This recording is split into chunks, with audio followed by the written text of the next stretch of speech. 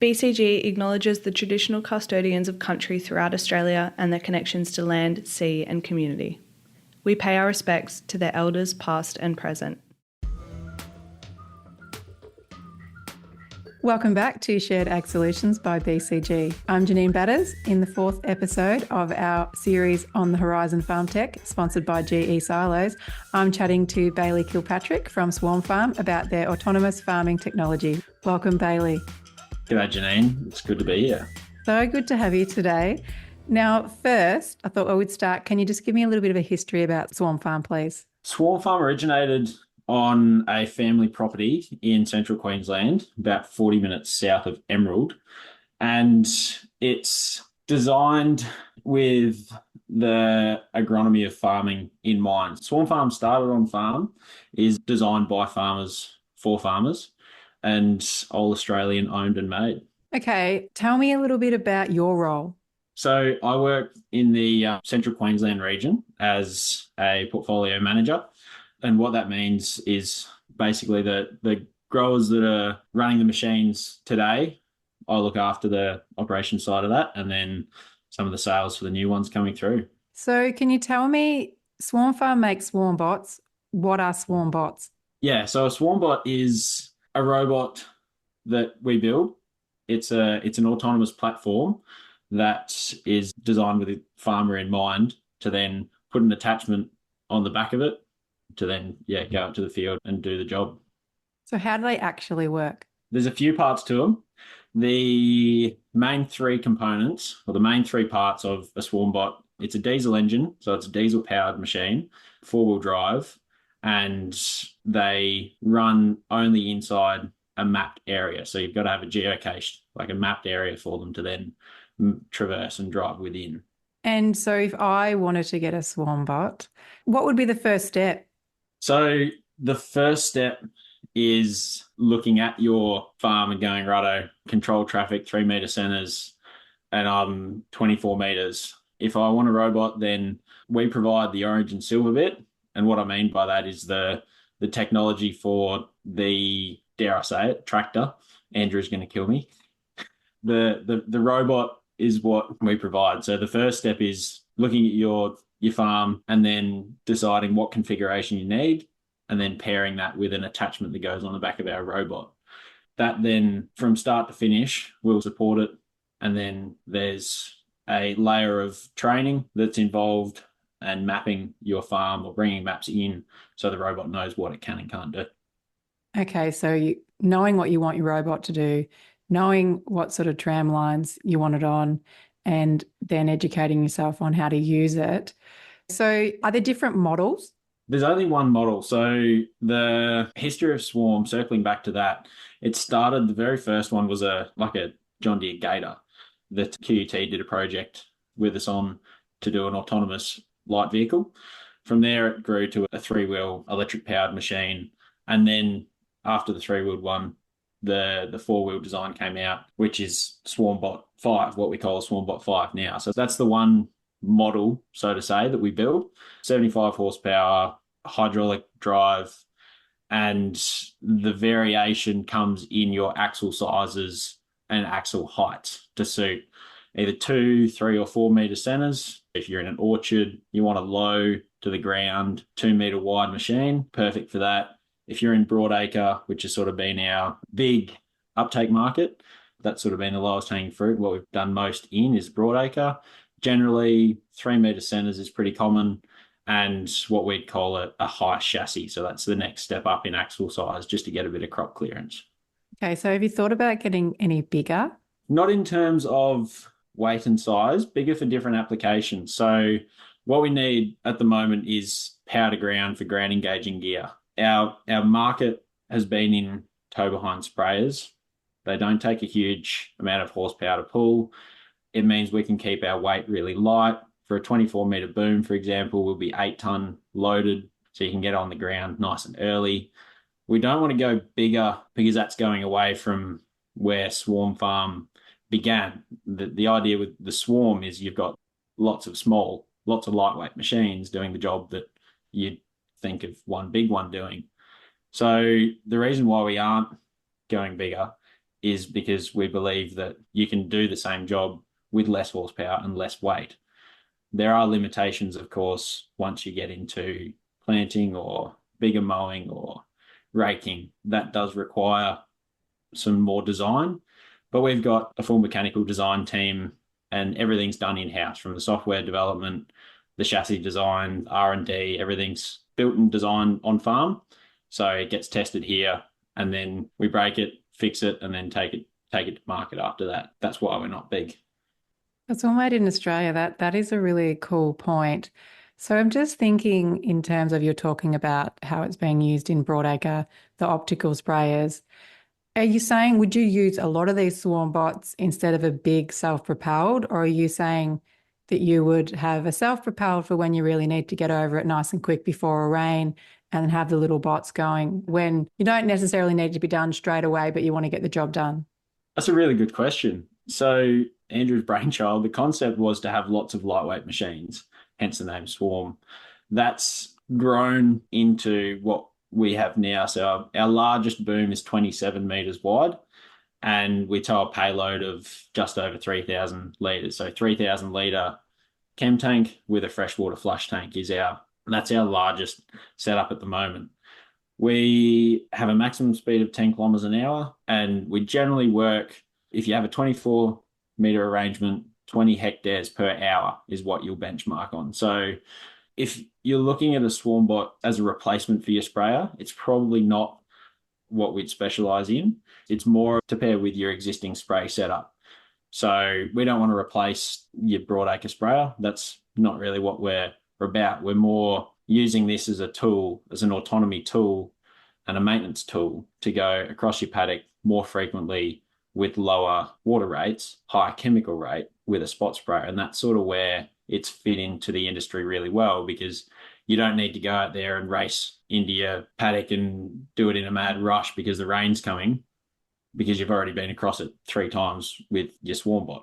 And that's where I don't think we'll replace a self-propelled. They've certainly got a seat in the industry, and wouldn't say that we're replacing them, but it's sort of working with them to go, you can put the hours on a SwarmBot and it's a better return on investment than, say, putting 10,000 hours on your self-propelled machine. How many hours can they take, these SwarmBots, before you have to recycle them? Our end of life is around 15,000 hours. And what I mean by an end of life is a full rebuild. So at the moment, we've got machines running with 10,000 hours plus, and they're absolutely fine.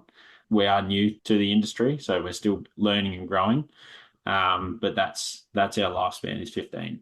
So I was thinking, when you were talking about having it running and having the self-propelled and the SwarmBot, that perhaps you could just let it do the jobs that weren't high priority.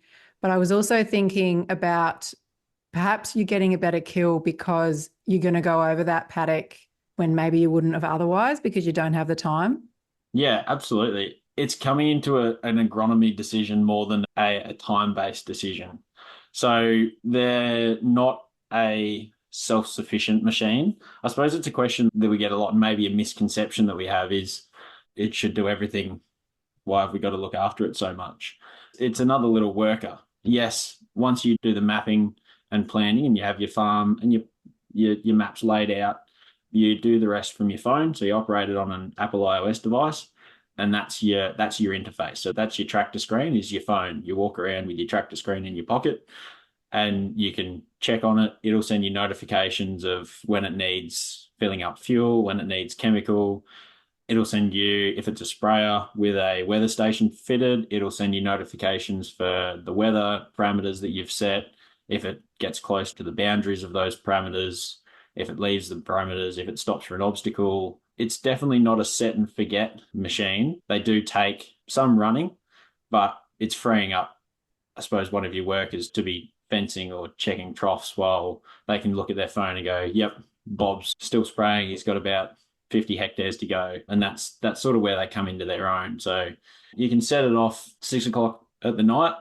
It'll start spraying, and then through the night, if it goes outside the spray boundaries that you've set, it'll pull up, go to sleep. We've got a sleep passive state where it'll just shut the engine off and keep the GPS running, keep the weather station running, that sort of technology will stay on. And then once it's back inside its boundaries, that's perfect for spraying, it'll start up, and it might be 2 o'clock in the morning, but it'll continue on its way. And when you wake up out of bed and you're like, oh, how good's that? It's done. That is It's done very good. I like connecting. that you've applied that to sleep too, because that's so important for farmers. So you were talking about you needed somebody to operate it all the time. Can you talk me through the process of what that looks like on your, like, how do you just get it set up on your iPad? Because it only works on Apple, that's right. Yeah, yeah, that is correct. So Apple's the only device that we're integrating with at the moment.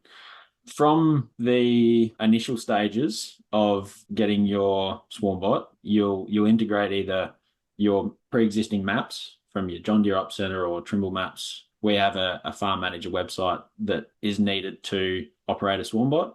So we've got a dedicated software team that's built a platform where you can bring your maps to Farm Manager or grab a GPS, drive around in the buggy, map all your obstacles, map all your paddocks, get it set up so you know exactly where it's going to spray, where it's going to start and finish, and fill points, and map all your internal roads, etc., where you want to send it. But yeah, it does take some running.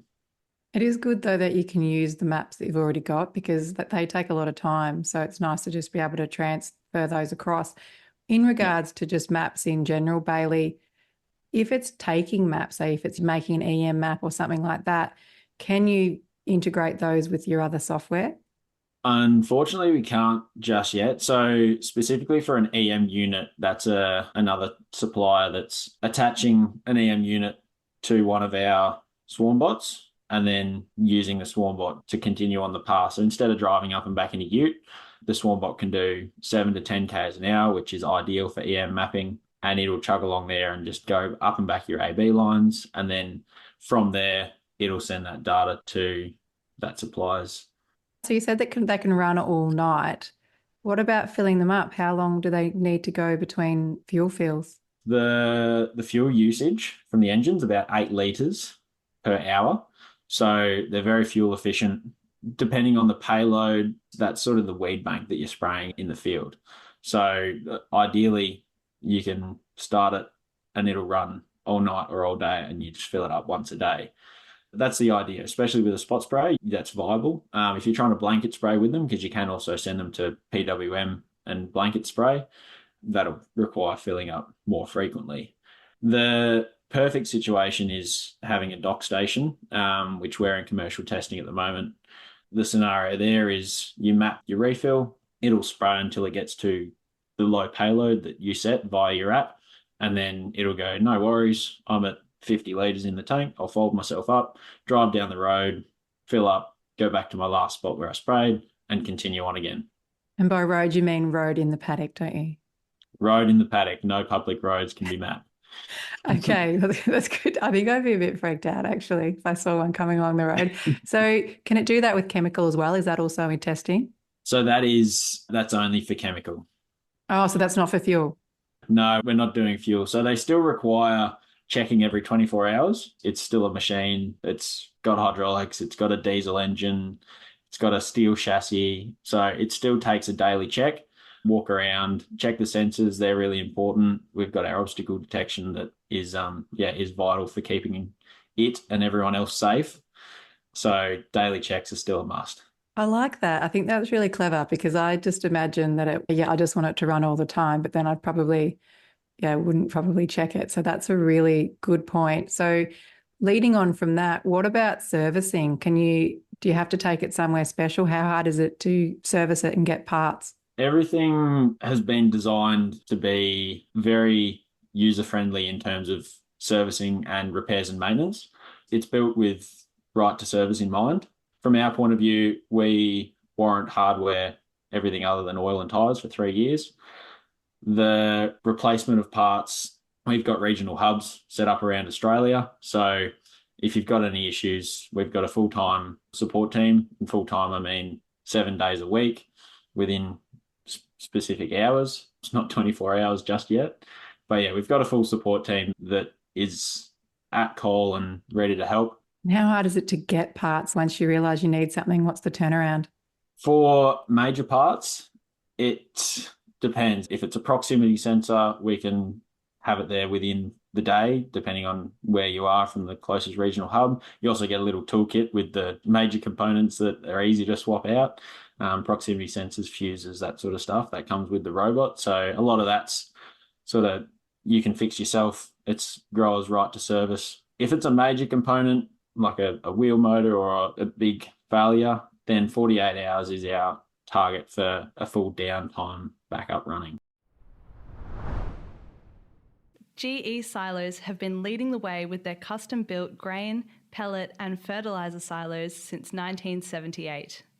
Built using Australian-made steel and offering a large range of high-quality, standard and optional features, the team at GE Silos can work with you to ensure you find the right silo to suit your needs. Contact GE Silos today or visit gesilos.com.au for more information. GE Silos, the right storage solution. What about being a robot? What about if it's something technical? With our connectivity, we can log into the robot and see it remotely. So imagine you've got your phone walking around farm. Anywhere you can get phone service, that's what the robot will be able to operate and transmit messages to you. As long as you've got the machine in phone service, we can log in and check it. If it is a no service area, it's not going to be detrimental to the machine. It's still got its pre-planned path and it'll still operate. The only time there'll be an issue is if it stops from an obstacle, it won't be able to send you a notification because it doesn't have any messaging capability, doesn't have service. Do you mean that then for it to work to its best, you're going to need good connectivity? Yes, yeah, I do. So on your farm, you may have Optus as your best service provider, maybe Telstra. They take a SIM card in a little router, and that's how we can see them remotely. So in areas that don't have that, can you use another internet provider, something like that? Yeah, 100%. We do have quite a few machines running with the Starlinks in a hard case. We can mount them on the robot and they often give better connectivity than you've got at your house, which is pretty funny. You can be out in the middle of the paddock and load your messages faster than at home sometimes. That could solve a lot of problems, I think, Bailey. So you said that they travel about 10 k's per hour, I think you said, and they can cover 20 hectares per hour. Is that right? Yep. Yeah. So what, in terms of cost, how much are they compared to something that's going to do it a lot faster? For the machine, what we build and supply is just over 300,000. So 305 gets you a robot, your first year subscription, and full service and warranty. From there, once you've passed the 3 years, it's $12,000 per year for your subscription base. With that, you still need to put an attachment on top. So you've got a couple of options with your chassis and axle sizes. Other than that, it's just the one make and model. So 300,000 buys you a robot, and then you put the attachment on top of that. And can you just use any kind of attachment, or do they have to be SwarmBot attachments? They've got to be SwarmBot ready. So we've worked very closely with attachment suppliers. From the beginning, we recognize that we can't do everything. We don't want to do everything. We don't want to build sprayers or slashers or planters because that's not what we're targeting. We want to build a platform where then others can integrate with us and get into the industry that way and better the industry that way. So we've partnered with quite a few attachment suppliers around Australia, and that's their bread and butter. That's what they do every day. So we figured, why not, work with the best in the best. That makes sense. So what kind of attachments can you attach to it at the moment? At the moment, we can do spot sprays are our most common attachment, and that's been the lowest hanging fruit, the best entry to market. You can partner and pair an attachment on for $250,000, $300,000. So you're looking at $500,000 to get a full setup, and that's ready to go spot spraying. That's been our main attachment. We've got some turf mowers running in New South Wales, and then other slashers running in Queensland in orchards and one in a vineyard. Spreading is another one. We've got a spreader over in Western Australia. How big's the spreader? I think it can hold a ton. So it's not huge. It's an electric driven one, but mainly used for mouse baiting. It's an initial look into the spreading market, and that's where we're wanting to get more and more, is diversifying not away from sprays. Still, definitely, that's been a really good market. 10k an hour spot spraying, it's the perfect speed for targeting a weed to weed issue. That's been the key. But yeah, spraying, slashing, spreading, and we are looking at getting into planting. Okay, so that's the sort of the near future. That's hopefully the near future. I think we'll need a bit more horsepower, but we'll see how we go. Yes. Really exciting. I was thinking in terms of hay, just because we do a little bit of hay on our farm, Bailey.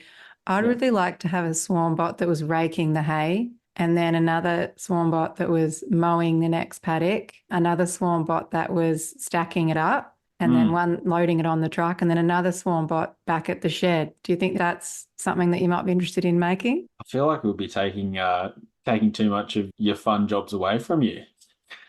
Our workers might not be too happy if we do that. Like It is, but it is quite intensive, and I see that's where SwarmBot could be helpful, is just because labour is obviously really hard to get, and then there's obviously a lot of work on the farm. So let me know when you've worked that out. So in terms Sure. of challenges, what are some of the challenges that you've seen?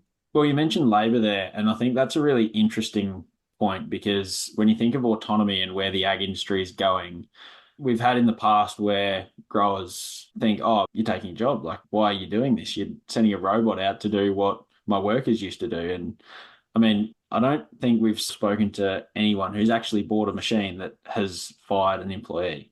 So that's been one of the challenges that we've worked through and overcome, to go, oh, it doesn't suit everyone. And we don't mind if it doesn't. But I think one of the challenges is labour, and overcoming the issue where, if you have people knocking at the door, please let us know, because we need more people at Swarm Farm. So what about in terms of like hilly country? Can it handle hills? They love hills. They're like little billy goats. It's amazing what they can climb up. So from a SwarmBot's point of view, we can go up and across some very steep country.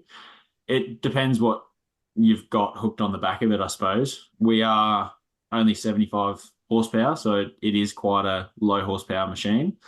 That's probably our biggest limitation. In large contour areas, it'll slow down a little bit climbing over the hills, but we haven't come into a spot that we can't get through yet. Andrew likes to say it's a little engine that could, because a lot of the time the tractors that are out on market today, like the largest is over 800 horsepower now.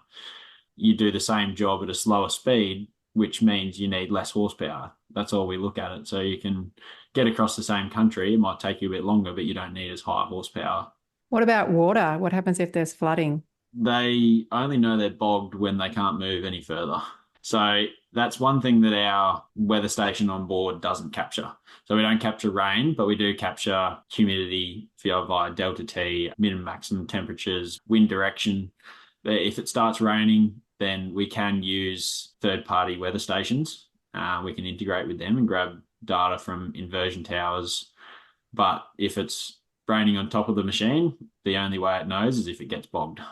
That's good to know. So what about crashing? Can they crash into things? No, they can't unless you tell them to. So every machine has an obstacle detection system. It's a LiDAR-based system at the moment. So it relies on light feedback from an obstacle in front of it. We can't differentiate between a tree or a person. So it'll stop for anything that's in front of it. And it knows when it's 24 meters when it's unfolded, and it knows when it's 4 meters when it's folded up. So that's how we get through gateways and in and around paddocks, is it knows its width when it's unfolded, and it knows its width when it's folded up.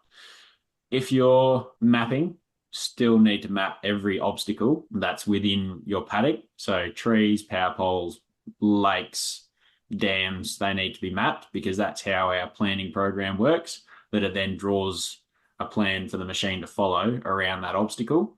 Whereas if you miss it, it'll stop and you'll have to go out there and manually drive it. If you override that obstacle detection system, then it will not mind what's in front of it. and rely only on the bumper bar, which is on the front of the machine. That's our last line of defense, which we prefer not to use. Does it happen a lot though? No, not very often. Because you train everybody really well. That's right. The training that we provide is, well, it has to be not, I'm not going to say bulletproof. We've had our moments, as every company would have, but we strive to provide the best training we can because we want to see farmers succeed with this technology. And that's part of our package, is ensuring that your farm is SwarmBot ready. So we've got our training material that we do over a couple of days, is our longest training material. We've got 3 training sessions, I think, coming up next week. We're pretty busy and trying to keep on top of that side of it. So you've got to do the training. How long do you think it would take you, like in days, or to actually get set up? So if I was to stay today, tomorrow I'm going to get my SwarmBot's going to arrive. Would I be able to use it in a week? Yeah, absolutely. I reckon you'd be pretty tech savvy. You'd just smash it out. So from when you first put an order in for a robot, we work closely with you to make sure that you understand what's required for a map, what a SwarmBot needs to operate. If you want to grab the GPS and go out there and map a paddock, from when you start mapping to when you can run a robot within half an hour is all it would take once you're proficient at it. When you first start, we wouldn't expect you to do it in half an hour, but that's where you can get to. So how do I get a SwarmBot? Can I get it from a local machinery dealer?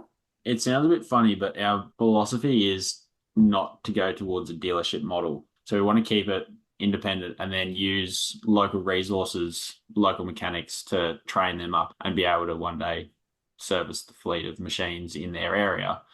We have an order form and it comes all through SwarmFarm is how you order one. So we don't have dealers. We're staying to an independent service model. Okay, and speaking about services and dealers and that sort of thing, how many of these are operating throughout Australia? So we've got nearly 100 running commercially. I think it's 96 running commercially in Australia, and we've got 1 in the US running commercially. And where do you see the best fit? Like how many do you see most of them in one particular area, in one particular industry in Australia? For the area, I would say New South Wales has been a big growth area. They're right into their controlled traffic and keeping their water use efficiency right down and really targeting resistant weeds. Because that's essentially the best fit has been in spot spraying technology, using an optic camera sprayer traveling throughout your paddock. You can really do a plant by plant decision to keep it running as a maintenance tool throughout your field. That's where we've really grown in the ag industry. Now, how reliable are they? How often are they going to break down, Bailey? They are quite reliable. I will be honest that we've got a software and full support team that's available every day of the week.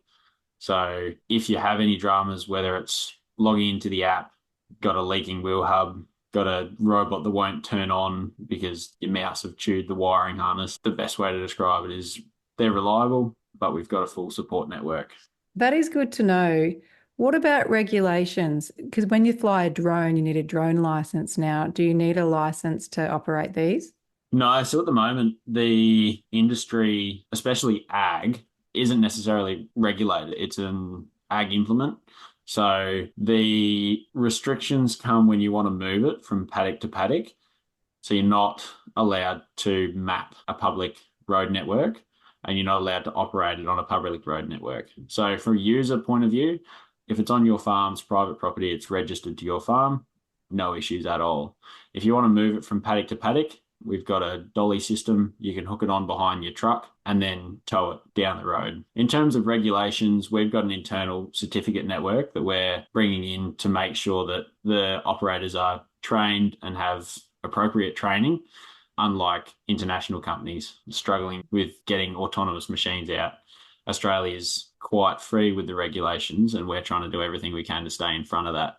So keeping signs at the front gate, entry and exit points, so anyone who enters that farm knows there's an autonomous machine running, appropriate training, and keeping up with that service and support. That is good to know that there are some safety things because, I know my robot vacuum cleaner would probably just run over me if it could. I don't think it likes me very much. Was there anything else, Bailey, that you'd like to add? Definitely just reiterating that we build a platform, think of it like your iPhone. That's the technology that we're building. It's something that then you can load your apps on top of. So you've got a robot, and then with a Swarm Connect attachment, it can go from a sprayer to a spreader. We're trying to get our time down. So that's sort of where we're really wanting to head. And yeah, working with different industries, like you mentioned, hay and raking earlier. That's something that we've never really looked into, but I'm sure into the future it'd be a good fit. One question I like to ask everybody that I speak with, Bailey, is what's the best piece of advice that you've been given, whether it's in life, in footy, farming? Tell me. I love this question. I think the best piece of advice I've ever been given is bite off more than you can chew and just keep chewing. It's something that I got off my dad, and yeah, it's rung true so many times. BCG drives the prosperity of Australian farmers, communities and landscapes through applied research, innovation and events. To find out more about what we're up to, our team and events near you, visit bcg.org.au.